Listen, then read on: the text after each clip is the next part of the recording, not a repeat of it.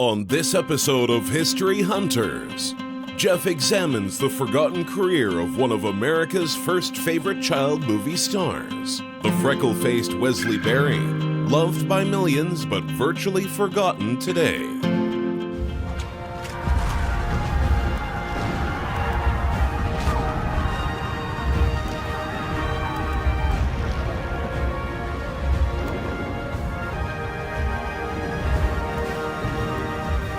He was a well-known child and teen movie star. He was originally seen as defective, with his face covered in freckles. He was exploited to sell products. Presidents, governors, and mayors wanted to share in the publicity he attracted. His career earned a small fortune. Today, Wesley Berry is a forgotten Hollywood figure. History Hunters has been here before. This is the exact cemetery that bears the remains of William Dalton, the famous outlaw who was killed in 1894 in Oklahoma.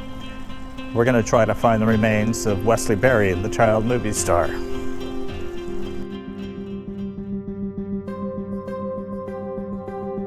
Turlock is not exactly a vacation spot in California. It's located about 290 miles north of Hollywood, where Wesley Berry made his fame in his movies.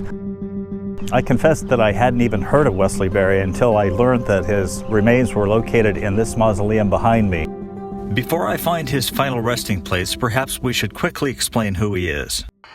The story of Wesley Berry, whose acting career would include 67 films, began on August 10, 1907, with his birth in Hollywood. As a youngster, he began appearing in local vaudeville shows. During an audition at Motion Picture Studios blocks from home, a director recognized star quality in the 7-year-old's personality and looks. Movie producers at Kalem Studios liked Berry's uncombed mob of red hair but viewed his freckles as defects in need of a makeup cover-up. In 1919, movie director Marshall Nealon saw Wesley's freckles as an asset and cast him, this time without makeup, in Rebecca of Sunnybrook Farm, starring Mary Pickford. When a crush of fan mail for Freckles came to the studio, Nealon knew he had hot property on his hands.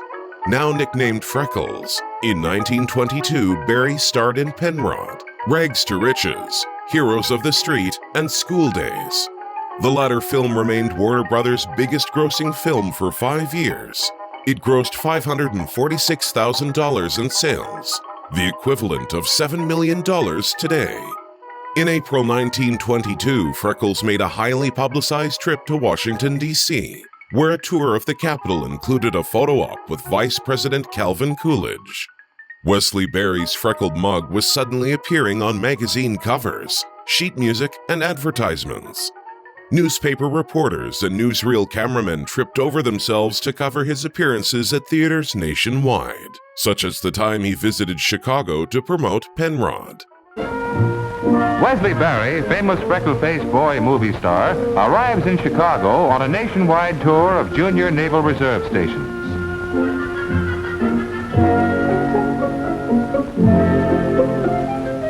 In the mayor's office, Berry, famous for his country kid characterizations, brings along a bowl of fruit as an official present and does some munchin' before luncheon. Freckles was typically cast as a carefree youngster, often as a downtrodden character in silent comedy dramas. When he was 11, Freckles played an orphan who was befriended by Mary Pickford and Daddy Longlegs. In this scene, Pickford and Wesley Berry are both hungry and pray for food, with an answer coming almost immediately and by a most unconventional way.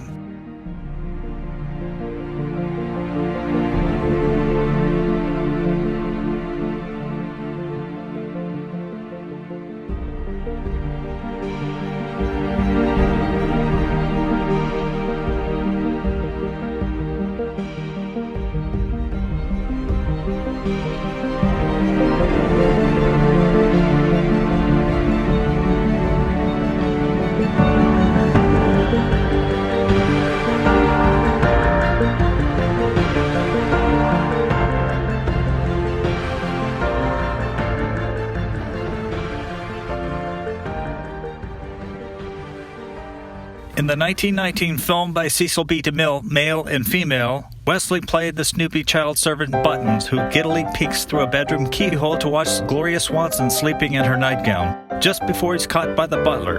It's the type of humor that was prevalent in that day of filmmaking.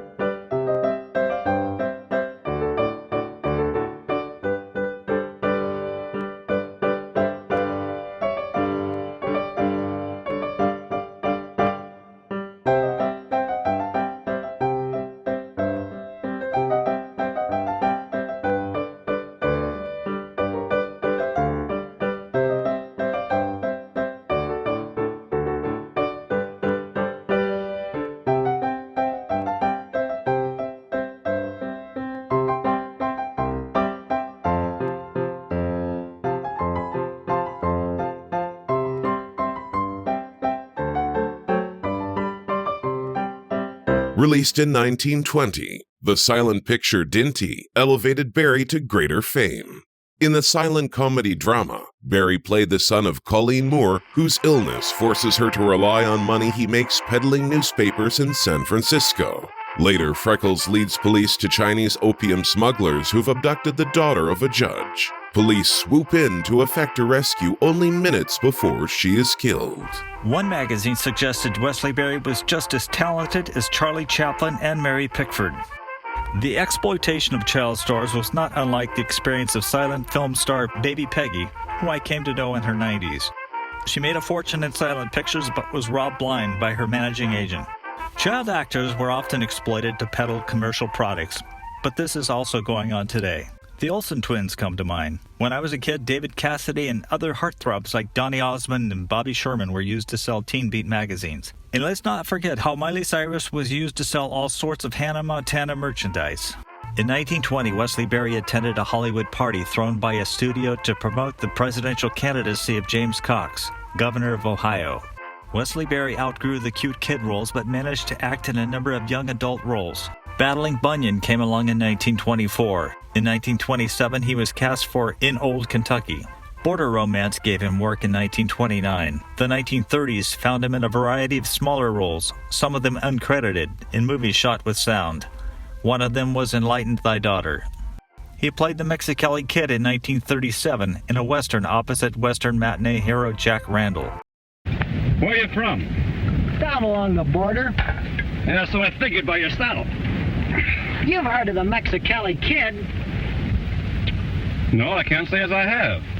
Who was he? Who is he? Why, say, there's no one faster with shooting irons west of the big river. Who is he? Well, I haven't run into him, I guess. Well, guess again, pal. You're talking to the Mexicali Kid. Well, that's great.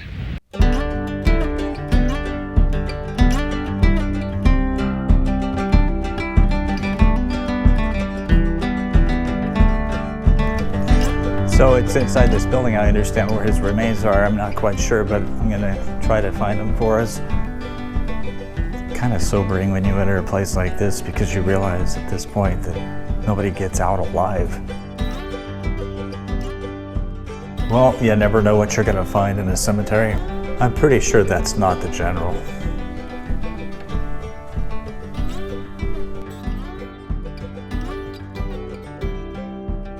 So it looks like he's probably in this area right here, because this is where the cremains are, the smaller crypts. Up here, looks like a serviceman who passed away, a very young age. Oh my gosh, there's a guy here by the last name of Wimpy. And right underneath is Wesley Berry, it's right here. It's really kind of a mind blower to think that somebody who led such an interesting life, that achieved such great fame, ends up in this tiny little box, just a box of cremains. Most people who come by and visit probably take a look at that name and it doesn't even ring a bell. I mean, he wasn't as famous as somebody like Charlie Chaplin. Nobody watches silent pictures anymore. They have no idea that this guy was a big movie star back in the 20s that grossed millions of dollars.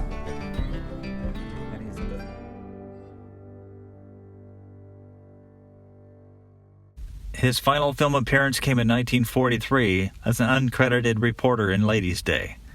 Now a washed-up former child actor, Wesley Berry turned to movie directing, turning out mostly forgettable movies. In 1962, he produced a bizarre sci-fi film, The Creation of the Humanoids. Wesley Berry later was an assistant director on movies, including the 1967 movie The St. Valentine's Day Massacre. The late 1960s found him as an assistant director in such TV shows as The Mod Squad and the 1970s in 14 episodes of The Rookies. The rest of his life was spent in obscurity. There's not a lot written about Wesley Berry toward the end. I did read, however, that he was engaged in the turkey business. I'm not sure exactly where, but it would probably make sense if he had done turkeys in this area because Turlock is known for turkeys. We're not sure what the connection is. I recently purchased a letter Wesley Berry wrote to a fan in Idaho. In the 1979 letter written from Witter Springs in Northern California, he shared his thoughts about his movie career, writing, "Dear Milv, it was a pleasure and an honor to work with Mary Pickford. I had the privilege of working in 5 of her pictures. My favorite director, of course, was my mentor, Marshall Nealon. With very best wishes, Wesley Berry."